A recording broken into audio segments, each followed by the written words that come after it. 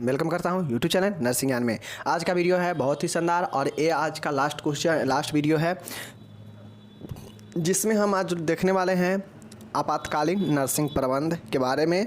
इसमें नर्स का क्या सिद्धांत, क्या प्रिंसिपल होना चाहिए कि जब भी ऐसा सिचुएशन आए कि वो कंडीशन अगर इमरजेंसी का हो तो उस दौरान जो है नर्स का क्या सिद्धांत होना चाहिए, क्या प्रिंसिपल होना चाहिए आपातकालीन देखभाल में, ठीक है, मतलब इमरजेंसी टाइम में, ठीक है। और उसके बाद जो है ये तो हो गया। उसके बाद जो है हम लोग देखने वाले हैं बहुत शानदार प्रश्न मोच के बारे में, ठीक है। मोच होता क्या है, मोच का क्या उपचार हो सकता है और मोच का मतलब मोच के बारे में डिटेल में देखेंगे, ठीक है। दोनों प्रश्न इंपॉर्टेंट है इस हिसाब से। चलिए शुरू करते हैं, ठीक है। What is emergency nursing care, मतलब आपातकालीन नर्सिंग देखभाल क्या है, मतलब आपात गंभीर स्थिति में जो देखभाल दिया जाता है वो देखभाल होता क्या है, उसका क्या सिद्धांत होता है, ठीक है। चलिए हम लोग देखते हैं। यहाँ पे देखिए, आपातकालीन स्थिति ऐसी गंभीर जटिलताओं की संभावना युक्त निर्णायक परिस्थिति होती है जिसमें रोगी को उचित चिकित्सा सहायता न मिलने पर उसकी मृत्यु हो सकती है। देखिए, आपातकालीन का मतलब ही होता है, इमरजेंसी का मतलब ही होता है कि एक गंभीर परिस्थिति जहाँ पे रोगी को अगर उचित उपचार नहीं मिला, इमरजेंसी केयर नहीं दिया गया, तुरंत इमरजेंसी मतलब होता है कि तुरंत इमीडिएट देखभाल होना चाहिए, गंभीरता से और उचित होना चाहिए। अगर इमीडिएट अचानक जो है आपातकाल में नर्सिंग देखभाल नहीं हुआ तो उस कंडीशन में जो पेशेंट होता है उसका डेथ हो सकता है, मृत्यु हो सकता है, समझ गए। अब यहाँ पे देखिए आपातकाल नर्सिंग देखभाल होता क्या है, देख लीजिए। गंभीर परिस्थितियों में मतलब सीवियर कंडीशन में, गंभीर परिस्थितियों में व्यक्तियों को जीवन को बचाने के लिए की जाने वाली तुरंत देखभाल आपातकालीन नर्सिंग देखभाल कहलाता है। आपातकालीन का मतलब ही होता है कि इमरजेंसी, नर्सिंग मतलब जो नर्स के द्वारा काम किया जाता है, ठीक है। और देखभाल मतलब जानते हैं कि केयर करना। तो ऐसा परिस्थिति जहाँ पे गंभीर सिचुएशन हो, गंभीर परिस्थिति हो, जहाँ पे जीवन बचाने के लिए जो कार्य किए जाते हैं, जो देखभाल किए जाते हैं, वही जो है क्या होता है, आपातकालीन देखभाल होता है, समझ गए। चलिए, तो ये तो समझ गए। अब हम लोग देखेंगे यहाँ पे इसके क्या चीज़ को, सिद्धांत को, आपातकालीन नर्सिंग के सिद्धांत को देखते हैं, ठीक है। देखिए प्रिंसिपल को, पहला यहाँ पे देखिएगा, एक समय में एक से अधिक रोगी को आपातकालीन देखभाल प्रदान करनी हो तो ट्रैज सिस्टम के द्वारा प्राथमिकता का निर्धारण करना चाहिए। ट्रैज सिस्टम का मतलब होता है कि जो व्यक्ति ज़्यादा जो गंभीर रहेगा पहले उसको प्राथमिकता दिया जाएगा, समझ गए। तो आपातकालीन देखभाल करते समय ये ध्यान रखना चाहिए, या यूँ कहे तो ये सिद्धांत होना चाहिए कि जो व्यक्ति जितना ज़्यादा जो गंभीर है पहले उसको प्राथमिकता दे, ठीक है। अगर घायल एक से ज़्यादा हो, अगर गंभीर परिस्थिति एक से ज़्यादा के लिए उत्पन्न हो तो, समझ गए। जैसे कोई 4-5 एक्सीडेंट जो है हो गया एक साथ, तो वैसे में 4-5 को जो है हैंडल करना मुश्किल होगा, तो पहले उसको प्राथमिकता देंगे जो उस 4-5 में जो सबसे ज़्यादा गंभीर स्थिति में होगा, ठीक है। पहले उसको फर्स्ट एड देंगे, फिर जो है धीरे धीरे सबको फर्स्ट एड दे देंगे, ठीक है। तो ये जो है होता है आपका पहला सिद्धांत, समझ गए। चलिए, दूसरा सिद्धांत यहाँ पे देखिएगा, रोगी के आपातकालीन विभाग में पहुँचते ही रोगी का आकलन करके उपचार तुरंत शुरू कर देना चाहिए। अब जैसे कोई पेशेंट आया एक्सीडेंटल, वो इमरजेंसी वार्ड में जो है प्रवेश किया। अब जैसे ही प्रवेश करेगा तो रोगी का पल्स रेट, रोगी का ऑक्सीमीटर, रोगी का श्वसन, ये सब जो है चेक करेंगे और अगर सब चीज़ ठीक लगेगा तो रोगी को तुरंत जो है क्या करेंगे, उपचार शुरू कर देंगे। ये सब चेक करने के बाद पता लगता है कि रोगी जो है किस कंडीशन में है, कॉन्शियस है या अनकॉन्शियस है, ठीक है। इसलिए जो है रोगी का फर्स्ट आकलन करते हैं और आकलन करने के बाद तुरंत उपचार शुरू कर दे, समझ गए। ये जो है सिद्धांत होती है, समझ गए। नेक्स्ट है, आपातकालीन विभाग में अनावश्यक भीड़ एकत्रित नहीं होने देने चाहिए। ये नर्सिंग का सिद्धांत कहता है कि इमरजेंसी वार्ड में चूँकि एक्सीडेंट के बाद बहुत सारे लोगों का जमावड़ा होने लगता है, तो ये सिद्धांत कहता है कि आपातकालीन विभाग में भीड़ को एकत्रित होने न दे। समझ गए? तो ये तीसरा पॉइंट हो गया। समझ गए? नेक्स्ट पॉइंट है यहाँ पे देखिएगा, बेहतर उपचार के लिए रोगी को रेफर करना हो तो तुरंत एम्बुलेंस का प्रबंध करके रोगी को तुरंत प्राथमिक उपचार देकर भेजना चाहिए। अब जैसे मानते हैं कि कहीं इमरजेंसी पीरियड में कोई व्यक्ति है तो उस दौरान आसपास व्यवस्था सही नहीं है, छोटा हॉस्पिटल है, पीएचसी है या सब सेंटर है, उपकेंद्र है, तो ऐसे में क्या करना चाहिए कि तुरंत जो है वहाँ पे उसको फर्स्ट एड दे दे, उसको जीवन बचाने का जो प्रक्रिया है वो कर दे ताकि व्यक्ति हॉस्पिटल तक पहुँच सके, और तुरंत जो है उसे हॉस्पिटल का व्यवस्था कराएं और उसे रेफ़र करें, ठीक है, आगे बड़े हॉस्पिटल में। तो ये जो है होनी चाहिए सिद्धांत। समझ गए? रख के जो है वहाँ पे पेशेंट को रखना नहीं चाहिए अनावश्यक। नेक्स्ट है 5वां, रोगी की देखभाल के दौरान सख्त विसंक्रमित तकनीक का इस्तेमाल करना चाहिए। अब रोगी को जो देखभाल करेंगे तो बिल्कुल जो है साफ़ सुथरा तरीक़ों से, विसंक्रमित तरीक़ों से लेस जो है तकनीक का इस्तेमाल करेंगे। समझ गए ना? चलिए 6ठा यहाँ पे देखिएगा, रोगी व उसके परिजनों को मनोवैज्ञानिक सहारा प्रदान करना चाहिए। ठीक है? अब जैसे कोई एक्सीडेंटल पेशेंट आया, उसके घर में सब बेचैन होने लगे और इधर पेशेंट का इलाज चल रहा है, तो ऐसे में नर्सिंग देखभाल के अंतर्गत चाहिए कि जो भी पेशेंट के आसपास उनके परिजन हो और वो बेचैन हो तो उनको साइकोलॉजिकल जो है सहारा हेल्प करेंगे और जो है उनको दिलासा दिलाएंगे। तो ये 6ठा पॉइंट हो गया जो कि आपातकालीन नर्सिंग का सिद्धांत है। समझ गए? तो आपका प्रश्न यहाँ पे होता है समाप्त कि आपातकालीन नर्सिंग देखभाल क्या होता है, इसके क्या सिद्धांत हैं। ये तो हो गया नॉर्मल। अगर 5 नंबर में पूछेगा कि आपातकालीन नर्सिंग देखभाल का क्या सिद्धांत है लिखिए, तो 5 नंबर में लिख दीजिएगा। ठीक है?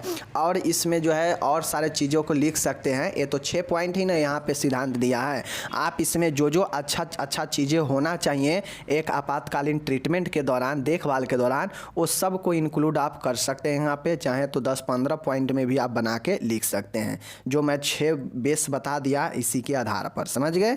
चलिए नेक्स्ट यहाँ पे देखिएगा, एक क्वेश्चन आपका सामने आता है कि आपातकालीन देखभाल में नर्स की भूमिका को स्पष्ट करें।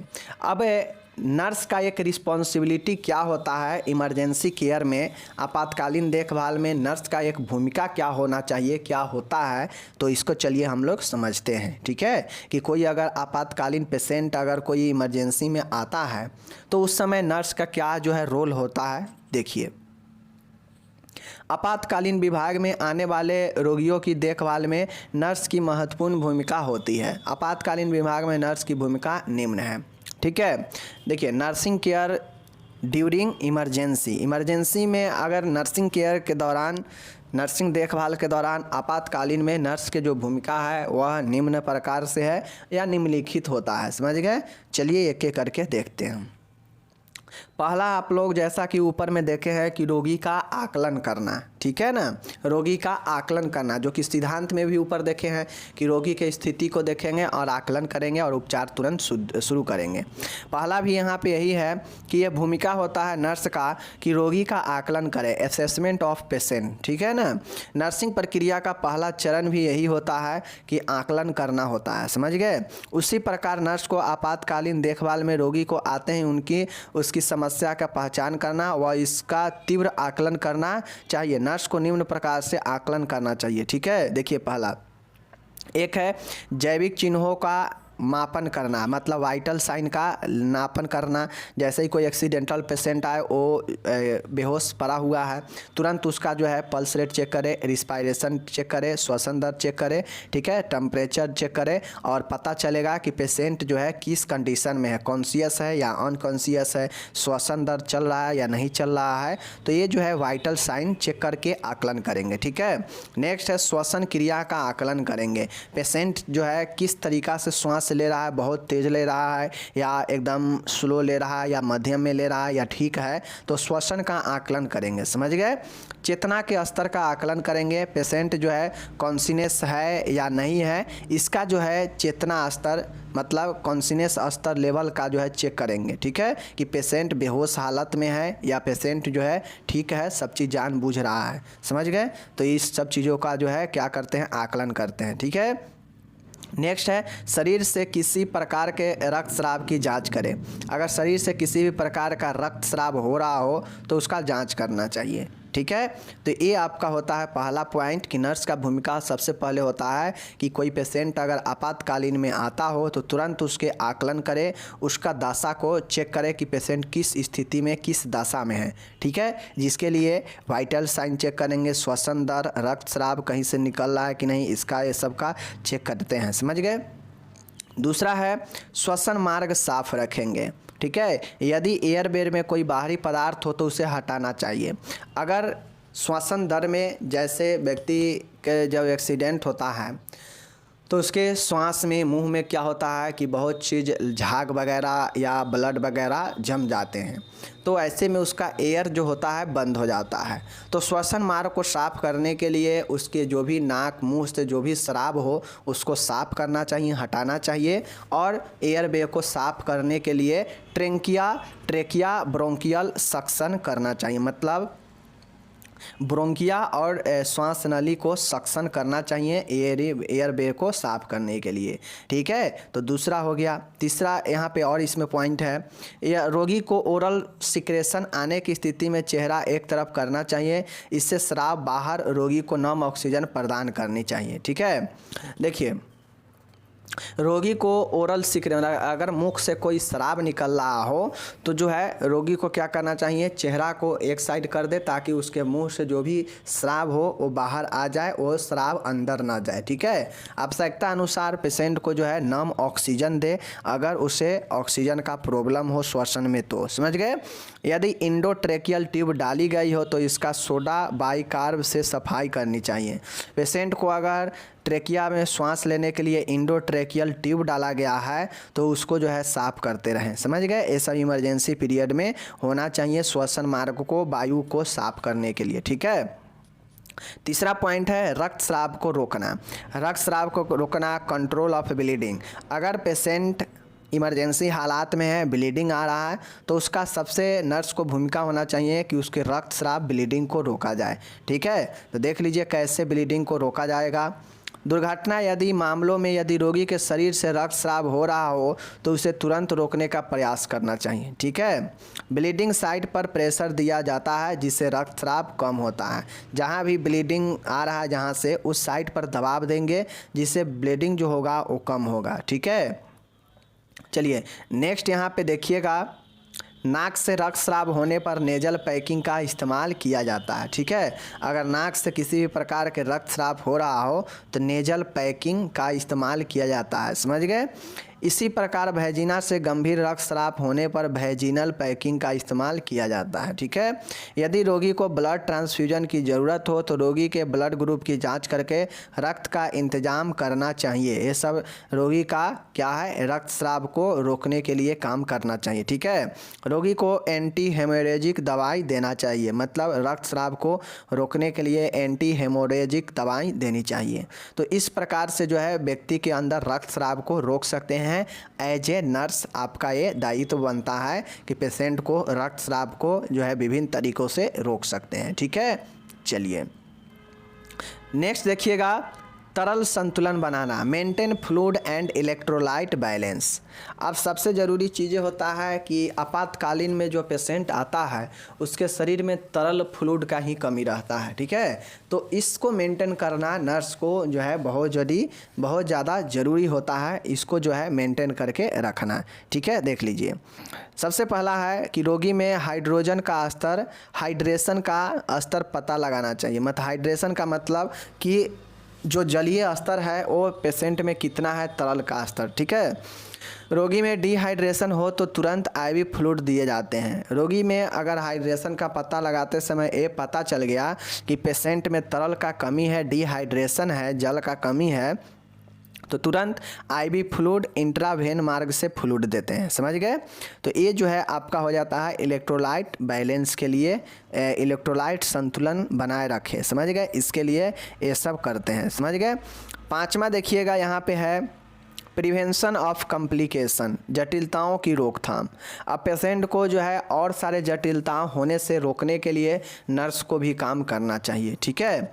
आपातकालीन स्थिति में रोगी की स्थिति जटिल होती है, इसलिए रोगी का निरंतर अवलोकन करना चाहिए। ठीक है, रोगी के सभी जैविक चिन्हों को निरंतर नापना चाहिए, रोगी को ईसीजी करना चाहिए, रोगी का इनटेक आउटपुट चार्ट बनाना चाहिए। ठीक है, देखिए जटिलताओं के रोकथाम का मतलब है कि चूँकि जो पेशेंट इमरजेंसी में आते हैं उनका तो हालत पहले से भी ख़राब रहता है, तो ऐसे स्थिति में उनको और ज़्यादा समस्या ना हो, इसके लिए जो है हमेशा उनके वाइटल साइन जैविक चिन्हों का अवलोकन करते रहेंगे, उनकी स्थिति का पता लगाते रहेंगे, उनसे ईसीजी करवाएंगे, इनटेक आउटपुट चार्ट बनाएंगे, ताकि पेशेंट को जो है कोई अदर जो है चीज़ें अटैक ना करे, अदर कॉम्प्लिकेशन ना हो। तो पाँचवा हो गया कि आपातकालीन जटिलताओं की रोकथाम, समझ गए। छठा देखिएगा, रोगी को आपातकालीन दवाइयाँ देना, providing medicine to the patient. ठीक है, पेशेंट को जो है आपातकालीन जो भी दवाइयाँ होगा वो दिया जाएगा। ठीक है, रोगी को आपातकालीन स्थिति में रोगी की समस्या के आधार पर दवाइयाँ देनी चाहिए, जैसा जिसका स्थिति है, जैसा जिसका समस्या है वैसे आपातकालीन दवाइयाँ देनी चाहिए। छठा पॉइंट, समझ गए। और देखिए यहाँ पे नर्स को दवाई देते समय सही 5 नियम का पालन करना चाहिए, समझ गए। चलिए सातवां देखिएगा यहाँ पे सीपीआर देना। ठीक है, cardiac arrest, poisoning, heart attack आदि स्थितियों में रोगी की पल्स व श्वसन प्रक्रिया बंद हो गई हो तो नर्स को रोगी के जीवन बचाने के लिए सीपीआर देना चाहिए। ठीक है, सीपीआर अंतिम चांस होता है, अंतिम कंडीशन होता है। अगर आपातकालीन में कोई ऐसे पेशेंट आया है जिसको कार्डियक मतलब हृदय घात हुआ है, कार्डियक अरेस्ट हुआ है, हार्ट अटैक, ठीक है, पॉइजनिंग हुआ है, समझ गए, जो जहर वगैरह लिया हो या हार्ट अटैक आया हो, हृदय घात, समझ गए, तो इन सभी प्रक्रिया में उनको अगर श्वसन पल्स रेट अगर बंद हुआ है तो रोगी को जो है सीपीआर देकर बचाने का प्रयास करना चाहिए। अगर बच जाए तो ठीक है, नहीं तो राम राम है, समझ गए, क्योंकि सीपीआर मात्र 3% ज़िंदगी दे पाता है, समझ गए। चलिए, तो सीपीआर देना हो गया। ठीक है, आठवां और लास्ट आपका सामने है कि घाव की देखभाल। अगर पेशेंट कोई ऐसे इमरजेंसी वाला है जिसमें घाव वगैरह हुआ है दुर्घटना से, तो किसी दुर्घटना या हमले में यदि रोगी को घाव हो जाए तो घाव की एंटीसेप्टिक सॉल्यूशन से सफाई करके ड्रेसिंग होनी चाहिए। घाव के नियमित समय पर ड्रेसिंग बदलनी चाहिए। ठीक है, एक नर्स का ये काम बनता है, ये देखभाल करना चाहिए कि अगर कोई ऐसे पेशेंट हो जो दुर्घटना से जिसको घाव हुआ हो तो उसको देखभाल करना चाहिए, उसके बार बार जो है उसका ड्रेसिंग बदले। ठीक है, रोगी के घावों को देखभाल करे और साफ़ सफाई करे और एंटीसेप्टिक सॉल्यूशन से साफ़ करे। ठीक है, तो ये घाव का देखभाल। तो आपातकालीन में ये 8 पॉइंटें याद रखिएगा जो पेशेंट देखभाल नर्स देखभाल करेगी पेशेंट को। ठीक है, 8 पॉइंटें बहुत आसान है, ठीक है ना। तो ये हो गया इलेक्ट्रोलाइट संतुलन, घाव की देखभाल, ठीक है, सीपीआर देना, ओके, ये सब हो गया। इमरजेंसी दवाइयाँ देना, ठीक है, उसके बाद ब्लीडिंग को रोकना, रक्तस्राव को रोकना, ठीक है, एयरवे वायु मार्ग को साफ करना, ठीक है, उसके बाद देखिएगा यहाँ पे रोगी का आकलन करना सबसे पहला होता है। ठीक है, तीसरा रक्तस्राव रोकना, चौथा होता है तरल का संतुलन बनाना, ठीक है, छठा होता है रोगी को आपातकालीन दवाइयाँ देना और सारे जटिलताओं से रोकना घाव का। समझ गए, ये सब समझ गए ना। चलिए अब देखिए यहाँ पे एक क्वेश्चन आता है सामने कि एस्प्रेन क्या होता है, मोच क्या है, कारण, लक्षण, निदान, प्रबंध सब लिखना है। ठीक है, चलिए हम लोग देख लेते हैं मोच क्या होता है। ठीक है, देखिए मोच एस्प्रेन क्या होता है। देखिए एस्प्रेन अस्थिबंध मतलब का फटना अथवा, समझ गए, अस्थिबंध में खिंचाव आने को मोच कहते हैं। ठीक है, किसी अंग का अचानक गतिजन हो जाना या किसी अंग का जोर सहित मरोड़े जाना मोच का कारण बनते हैं। शरीर में सबसे अधिक मोच जो है सबसे अधिक मोच टखने में ही आती है। समझ गए, टखने में ही आती है व्यक्ति के। देखिए एस्प्रेन क्या होता है, एस्प्रेन जो है क्या होता है कि यह एक खिंचाव होता है। यह क्या होता है, यह खिंचाव होता है जो व्यक्तियों के गति होने से, मूवमेंट आने से जो है, या अचानक जो है मुड़ने से शरीर के कोई अंग में जो है ये मोच आ जाता है। समझ गए, ज़्यादातर जो है पैर के हिस्से में, हाथ के हिस्से में जो है मोच आता है। समझ गए, जो लिंगामेंट होता है जहाँ पे अस्थि जो है बंधा हुआ होता है लिंगामेंट, वहाँ जो है इसका फटना या अस्थि बंध में खिंचाव आ जाता है जिससे जो है हम लोग मोच कहते हैं। समझ गए, मोच जब व्यक्ति में होता है तो ये कहीं ना कहीं किसी अंग का अचानक से गति में आ जाने से होता है। जैसे हम चल रहे हैं, ठीक है, और अचानक सामने गड्ढा है, लात पड़ गया, तो क्या हो जाता है कि वो जो पैर होगा वो गति में आ जाएगा अचानक। तो अचानक जब गति में आएगा तो वो इधर उधर मुड़ जाएगा। तो मुड़ने से क्या होगा कि लिगामेंट अस्थिबंध में खिंचाव आ जाएगा, या जो है अस्थिबंध जो है फट जाएगा, जिसके कारण जो है मोच आ जाता है। समझ गए? तो ये आपका मोच हो गया, मोच देख लिए। चलिए कारण क्या होता है देख लीजिए। कारण है एंकल, ठीक है, ऊबड़ खाबड़ सतह पर चलना या व्यायाम करना, ठीक है। एड़ी में, एड़ी जो होता है ना,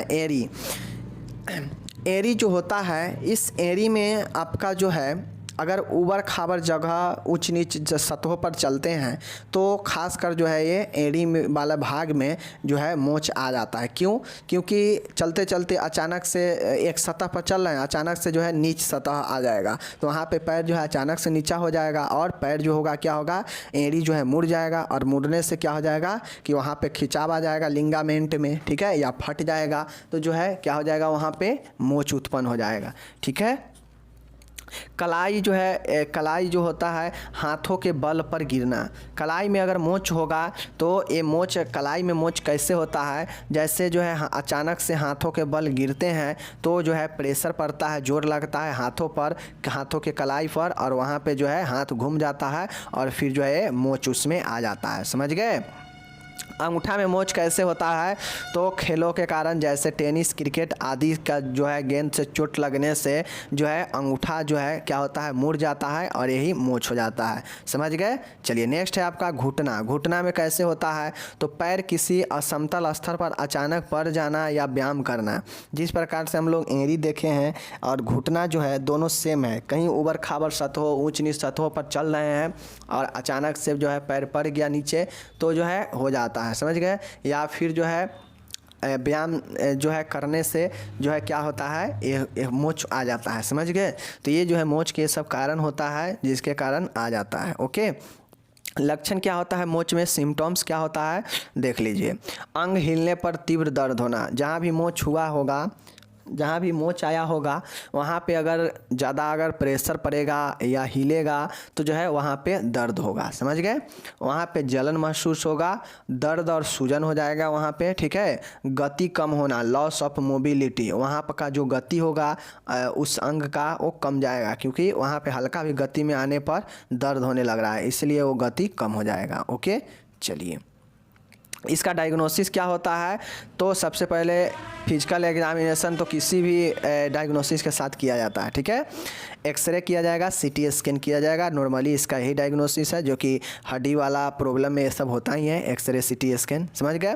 प्रबंध देखिए, इसका प्रबंध क्या है, ठीक है। प्रबंध मैनेजमेंट में पहला जो विधि है वो राइस तकनीक है। राइस विधि का उपचार करें, ठीक है। राइस का मतलब होता है कि R फॉर रेस्ट लेना। अगर कहीं भी अगर पैर में मोच आ गया या हाथ में मोच है तो उस भाग को ज़्यादा से ज़्यादा रेस्ट दे। समझ गए? आई का मतलब होता है आई का कि आइस द एरिया, मतलब जिस एरिया में मोच पड़ा है वहाँ पे बर्फ़ का सेकाई करे, ठीक है। उसके बाद है सी फॉर कंप्रेस मतलब दबाव से जो है क्या होगा कि आपका ये सही होगा, ठीक है। और E for elevate, A for क्या करे, एलिवेट करे, ठीक है। तो ये जो है आपका राइस टेक्निक होता है जिसके थ्रू मोच को आराम दे सकते हैं। समझ गए? ठीक है, देखिए और उसके बाद चोट वाले अंग को आराम देना, मोच वाले अंगों को बर्फ़ में सेके, घायल अंग को इलास्टिक वाली पट्टी से बांधे जिससे अंग में ज़्यादा जो है गति ना आए। समझ गए? गति या सूजन ना आए, ठीक है। और मोच वाले अंग को ऊंचा उठा कर रखे, एलिवेट करे। समझ गए? मोच वाले अंग को ऊंचा उठा कर रखे ताकि दर्द कम होगा। तो ये जो है आपका हो गया प्रबंध। समझ गए? राइस विधि से। दूसरा प्रबंध यहाँ पे देखिएगा, रोगी को आवश्यकता होने पर दर्द अगर तीव्र हो तो एनाल्जेसिक दवाइयाँ देंगे जैसे डाइक्लोफेनिक और एबुप्रोफेन। समझ गए? एबुप्रोफेन। समझ गए? तो ये जो है होता है दर्द रोधी दवाइयाँ होता है जो कि हड्डी वाला में काम आता है। समझ गए? यदि आवश्यक हो तो ज्वाइंट को स्थिर करने के लिए स्प्लिंट बांधी जाती है, खपची बांधी जाती है। समझ गए? जिस ज्वाइंट में मोच हुआ हो तो ज़रूरत पड़े तो जो है उसको स्प्लिंट पट्टी बांधा जाता है। समझ समझ गए। तो ये आपका जो है प्रबंध होता है। तो इस प्रकार से मोच भी आपका समाप्त हो गया, एस्पिरिन जिसको बोलते हैं।